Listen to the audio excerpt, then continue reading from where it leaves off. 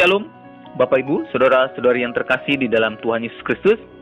Hari ini kita akan melanjutkan pembacaan dan perenungan kebenaran firman Tuhan dari Kitab Imamat pasal 20 ayat yang pertama sampai yang ke-27. Saya mengajak kita semua membaca Alkitabnya bersama-sama dengan saya. Kita akan mulai dengan ayat yang pertama.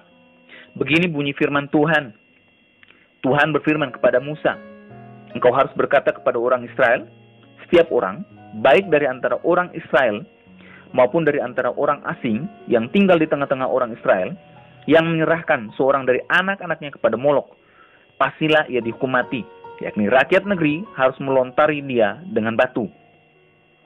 Aku sendiri akan menentang orang itu dan akan melenyapkan dia dari tengah-tengah bangsanya, karena ia menyerahkan seorang dari anak-anaknya kepada Molok, dengan maksud menajiskan tempat kudusku dan melanggar kekudusan namaku yang kudus.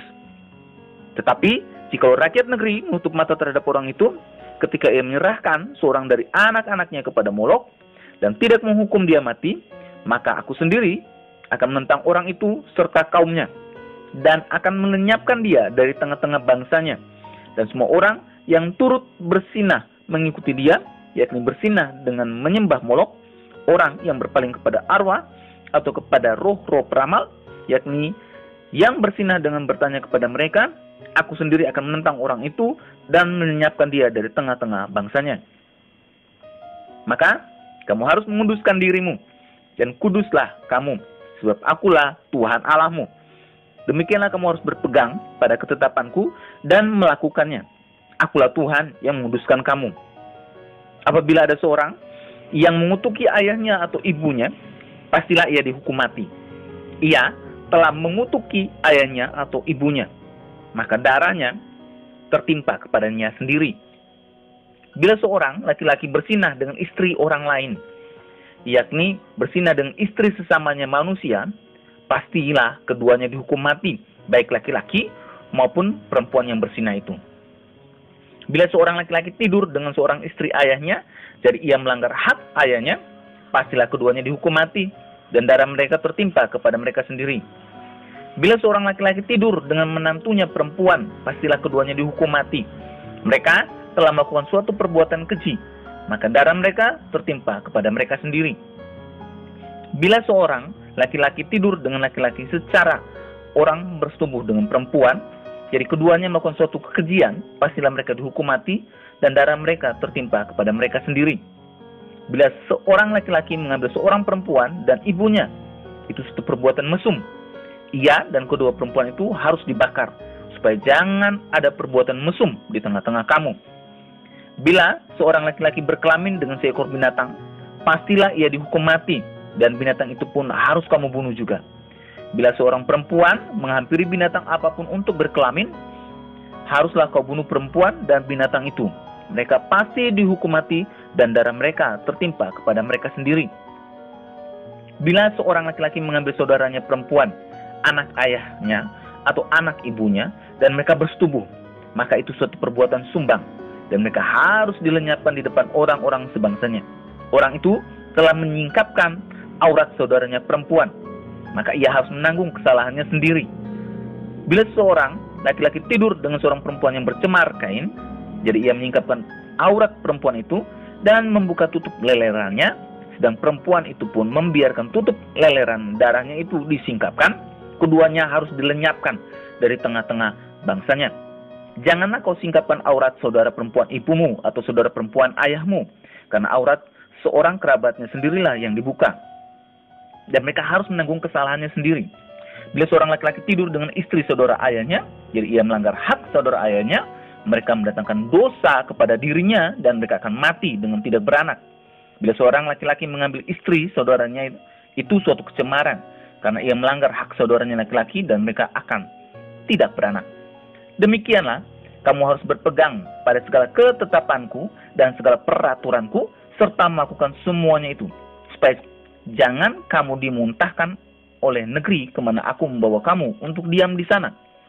Janganlah kamu hidup menurut kebiasaan bangsa yang akan kuhalau dari depanmu, karena semuanya itu telah dilakukan mereka, sehingga aku muak melihat mereka.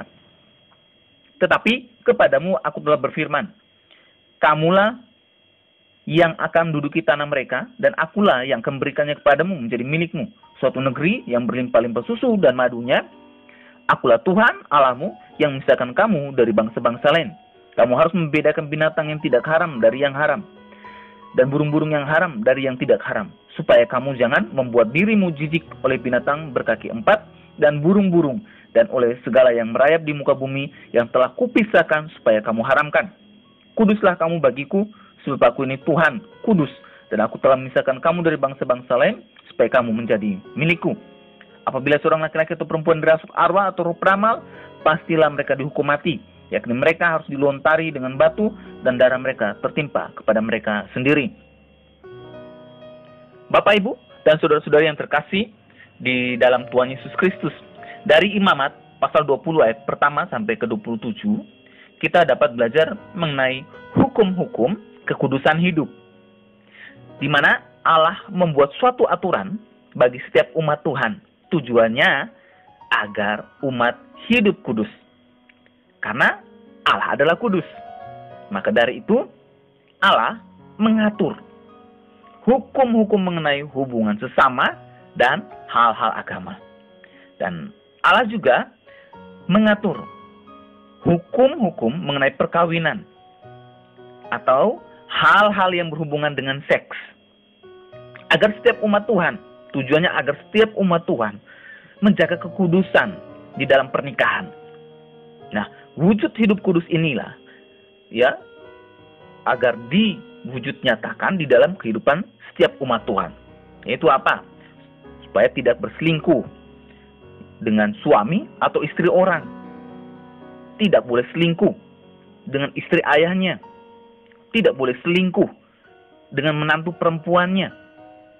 Tidak boleh melakukan hubungan seks di luar pernikahan, baik itu antara laki-laki dengan laki-laki, atau yang kita kenal dengan homo, maupun antara perempuan dengan perempuan, atau yang biasa kita kenal dengan lesbi.